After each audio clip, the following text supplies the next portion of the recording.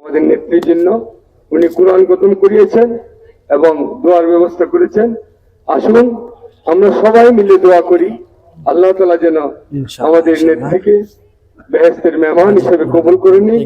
পাশাপাশি আমরা আরো দোয়া করি আমাদের শেখ মুজিবুর রহমান ইকবাল সাহেব, উনি গতকাল নমিনেশন পেপার সাবমিট করেছেন।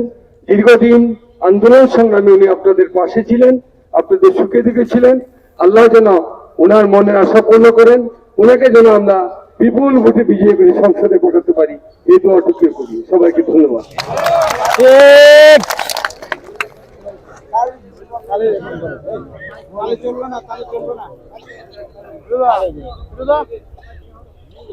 লাখো মানুষের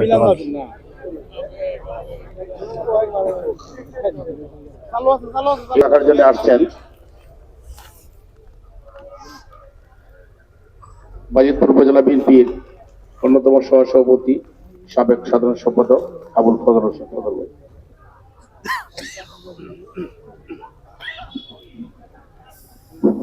বিসমিল্লাহির রহমানির রহিম।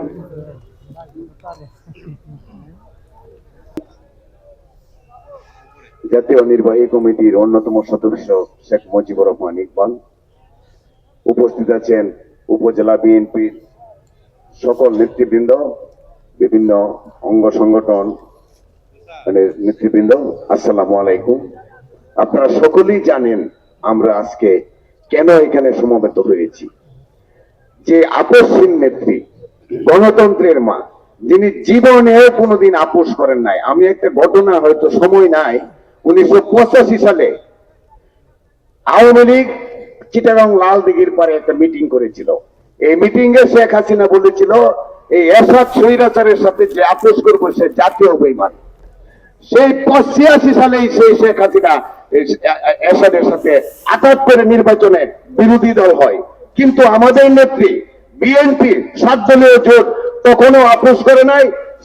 সেই সময় থেকে এই নেত্রীকে আপোষহীন নেত্রী জনগণ উপহার দেয়। সংগ্রামী সাথী বন্ধুগণ, আপনাদের সকলকে এই আমি শোক সন্তপ্ত পরিবারের প্রতি সমবেদনা জ্ঞাপন করছি এবং মরহুমাকে আল্লাহ যেন বেহেশত নসিব করেন, এই আশাবাদ ব্যক্ত করে আমার বক্তব্য শেষ করছি। আসসালামু আলাইকুম। অধ্যাপক মুস্তাদিন আহমেদ মাখন স্যার। প্রিয় বিএনপির পরিবারবৃন্দ, কিছু বলার আগে একটা জিনিস আমাকে আকৃষ্ট করছে, সেটা আপনাদের নজর আনতে চাই, দৃষ্টিতে আনতে চাই।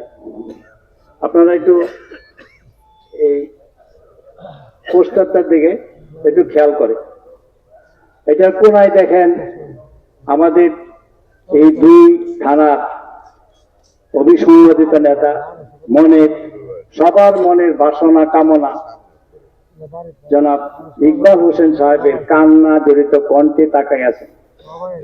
এটাকে আমি খুব আকৃষ্ট করছি। কত আন্তরিক, কত দরদি মন নিয়ে এই 25টা বৎসর যাবৎ এই বিএনপির লোকজনকে নিয়ে, বিএনপির পরিবারকে নিয়ে, সমস্ত কিছু কাঁধে নিয়ে চলে আসতেছেন। আজকে উনি বলতে গেলে ওনার ভাষায় উনি এতিম হয়ে গেলেন। ভাই, আপনাদের কাছে শুধু আমার একটা কথা, যেই লোকটা আপনাদেরকে নিয়ে এত কিছু করলো 25 বছর, তার প্রতি যে অন্যায়, এতে আপনারা কি তার প্রতি আরো দরদি হয়ে উঠবেন না? ইনশাআল্লাহ। ভাই, আপনারা কথা দিতেছেন যে আরো দরদি হয়ে উঠবেন ইনশাআল্লাহ। তাহলেই শুধু উনি নির্বাচনে স্বতন্ত্র প্রার্থী মাথায় কাঁধেনি যে তাদের বহিষ্কার করতে পারে, আরো অনেক পার্টি থেকে আসতে পারে, এইগুলা উনি সব সহ্য করে নেবেন। শুধু আপনারা যদি আশ্বস্ত করেন, আমি এই জায়গা থেকে আপনাদের এই আশ্বাসটা চাই, ওনাকে আমরা বলবো আপনি বিনা দ্বিধায় আপনি এগিয়ে যান, ইনশাআল্লাহ আমরা সবাই আপনার সাথে আছি। আপনার প্রতি যে মানুষের আবেগ, মহিলারা নামাজ পড়ে শেষ রাত্রে, দোয়া করে, রোজা রাখে, এইভাবে যারা মানুষের জন্য দোয়া করে সে বৃথা যেতে পারে না।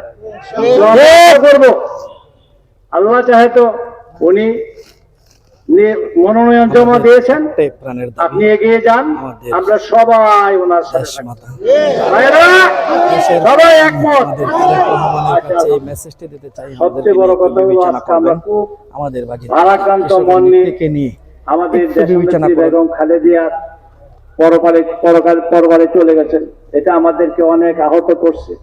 উনি বাংলাদেশে ছিলেন একজন অভিভাবক, বাংলাদেশের অভিভাবক। আজকে সবাই ঘরে ঘরে দেখেন কান্নার রোল পড়ে যাচ্ছে।